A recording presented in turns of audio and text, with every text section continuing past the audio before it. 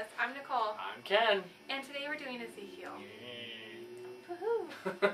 So Ezekiel is kind of the younger brother-ish, younger prophetic brother of Jeremiah. They're contemporaries, but younger, where Jeremiah witnesses the destruction of Jerusalem and stays. Ezekiel also witnesses it and goes. Yeah.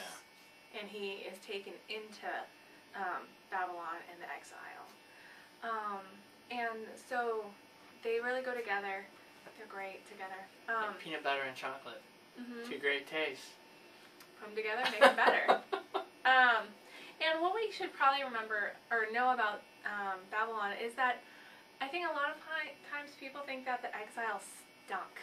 Yeah. You know, that you're being exiled to like Siberia, like to work camps, and that this place is awful, and you're eating dust, and you're just miserable. Nothing could be further than the truth. You're getting exiled to Vegas, baby. Like, Viva Las Babylon. Okay. Yes. Something like that. Viva Las Babylon. And that's the problem, is that Babylon is great. It's in the middle of the desert, and yet somehow they've managed to make these beautiful gardens. It's lush. One of the 7 wonders of the ancient world were the hanging gardens of Babylon. That the wine is flowing, there's food, there's sex. Like, it's Vegas. Really. Nicole wants to go. I can tell. I've never been to Vegas. I haven't. I've never actually either. I like movies about Vegas. Yeah.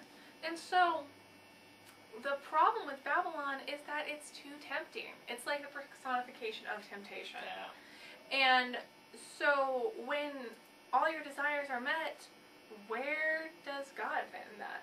That it's distracting away from God. It's not a miserable experience.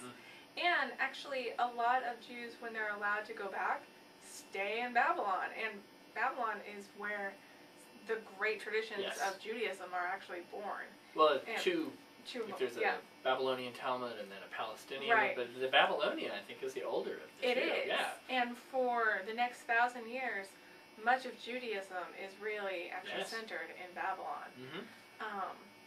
Because it's a great place to be. Yeah. So what do you do? Where's God?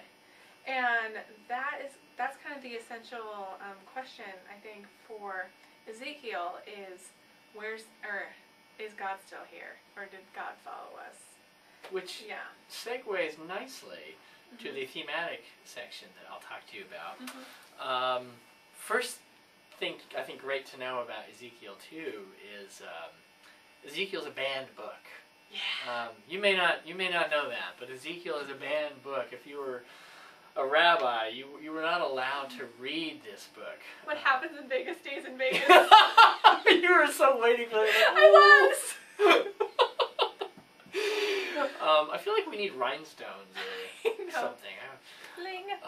Yeah, you know, Ezekiel is such a strangely worded book with wild imagery, and it's so powerful that they were worried that a young man, and they were all men, you know, just couldn't handle it. Couldn't take it. So it was a sealed book, and it wasn't given them until, I don't know how old. I think I knew at one point. It's older. I think you need to be 30. I think so. I think it's 30. Yeah, so I'm just able a little while ago to crack this book open, but I'm not allowed to. So the reason why is you have, like we said, this kind of wild and rich symbolism. We'll talk about that. It may not be quite as wild as sometimes it's purported to be. And Ezekiel, these are not drug-induced. No. You know, sometimes it's frustrating to me that people read, you know, books like Ezekiel and then the book of Revelation. They go, oh, it's just crazy, mushrooms. You know, there's a carefulness to these images, and often the images are drawn from another source.